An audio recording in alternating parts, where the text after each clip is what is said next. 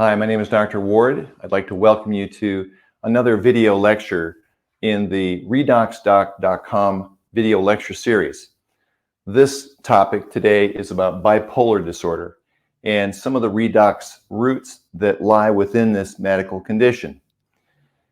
We're going to talk about health endeavors that you can partake in that can be in addition to any medical treatment that you may be involved with, and I believe should be. They don't negatively interact with any medical treatment that you might have for this condition, and can provide resources to your body that you'll see later make a whole lot of sense in supporting our health.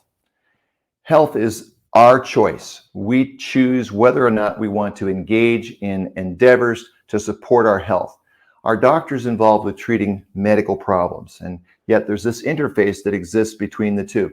That's where I want to talk about today. So bipolar disorder, or what's commonly called as manic depression or bipolar depression, affects quite a few people. There's about 3% of the adults in the US population that have this condition. Its average age of onset is around 25, and men and women are affected about equally. It's characterized as periods of depression and elevated mood, or the manic phase. These phases will go on for months and months at a time, and then shift to the next phase for months and months at a time. And so in the mania phase, people are quite happy, very energetic, but they may not understand consequences of the decisions they're making. And so they're very poor decisions are made. Oftentimes risky behaviors are engaged in, and there's very little sleep during this time period. It's another characteristic finding. The depression is quite profound. People are very despondent in their mood. They're crying oftentimes, and oftentimes suicidal. The cause or the etiology of bipolar disorder is not well understood, but we know it is both environmental and genetic factors. The genetic factors are quite significant in that there's about 60% risk of having this if there is a primary relative who has bipolar disorder as well. The environmental factors include many other things that are associated with mental health problems, such as childhood abuse. Other associated comorbidities would be attention deficit disorder, obsessive compulsive disorder, and anxiety disorders. Well, the treatment traditionally in medicine involves psychotherapy and medications. The medications can include lithium carbonate, anticonvulsive medications, and antidepressant medications. These medicines are helpful, and many times the problems is that people don't want to take the medicines because this period of mania can be very seductive, and people want to stay in that state, although they can't, because eventually they'll crash and burn in depression. So treatment tends to modulate these two, and it's really the only way to have a sane existence with this condition. It can be very severe. So I want to talk a little bit about some of the new research that's looking at molecular medical solutions to this problem of bipolar disorder. I found several journal articles which I've annotated at the bottom of the video that you can refer to if you'd like to.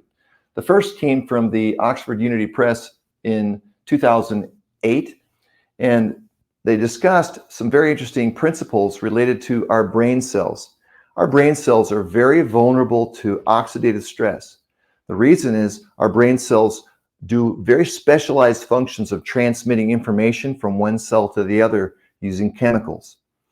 The sophisticated mechanisms of these actions are so fancy, so to speak, that these cells are similarly very vulnerable to oxidative stress because of the high-tech work these cells do.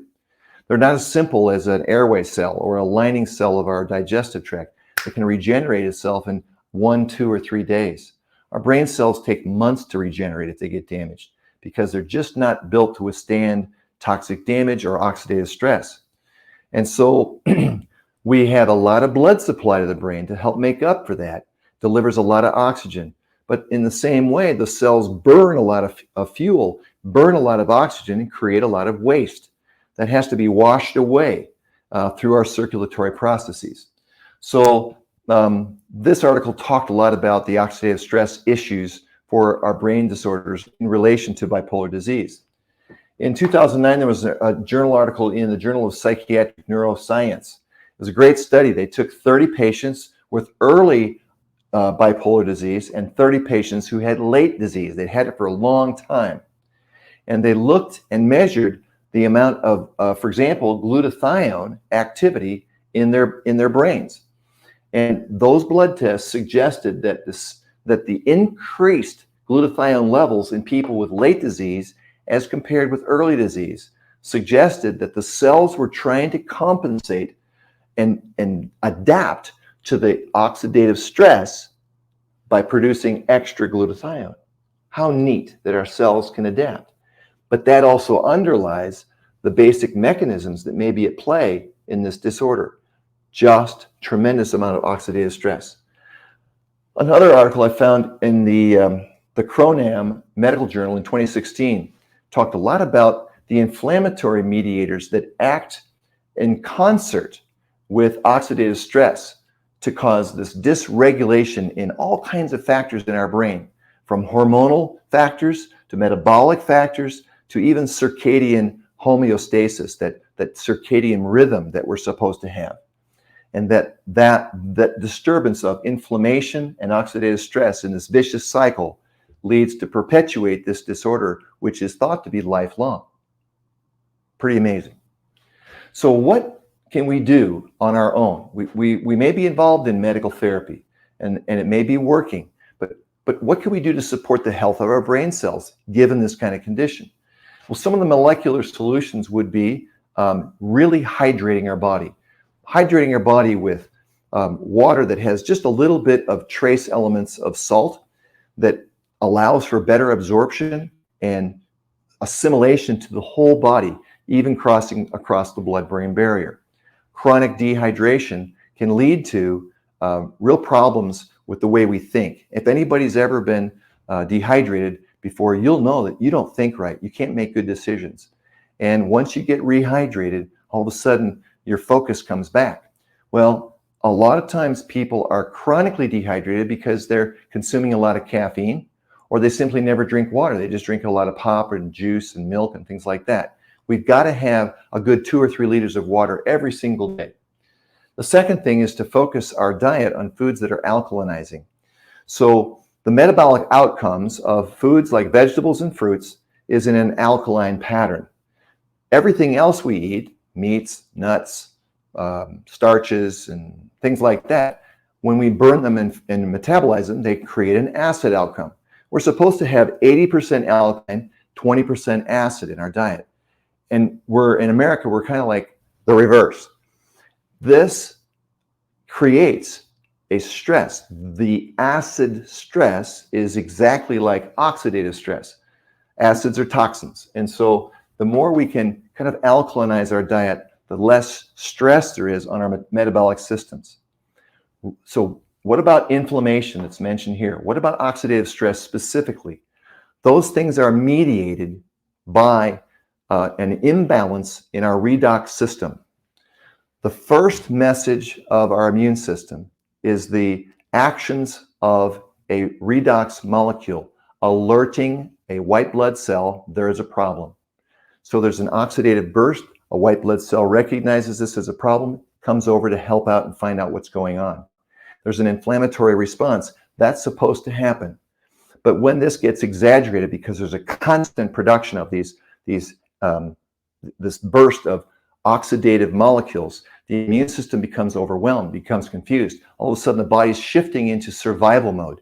And there's this ridiculous revolving door of inflammation and oxidative stress. So what can we do to get a hold of that?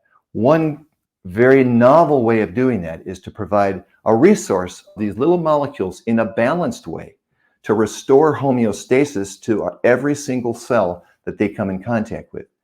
And as that balance is restored, there's literally a drop in the levels of inflammatory cytokines in our body and a reduction in toxins and free radicals because our antioxidants are able to catch up with their work and neutralize those toxins. So supplementing our body with redox molecules, hydrating our body, alkalinizing our diet, all go a long way to provide the resources that these new researchers are understanding and looking for novel approaches medically to solve these problems, because we know that the medications have their limitations. They're great because they help people function. But what if we could take less medicine? What if we could find ways to even prevent these problems from unfolding because we're supporting our biology? That would be amazing. So I hope this is helpful in understanding what bipolar disorder is.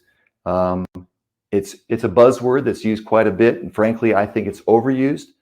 And the mechanisms that are behind this disorder, the research that's being done, and the molecular solutions that we can employ to restore balance to our physiology. Thanks for being part of this video. Have a great day.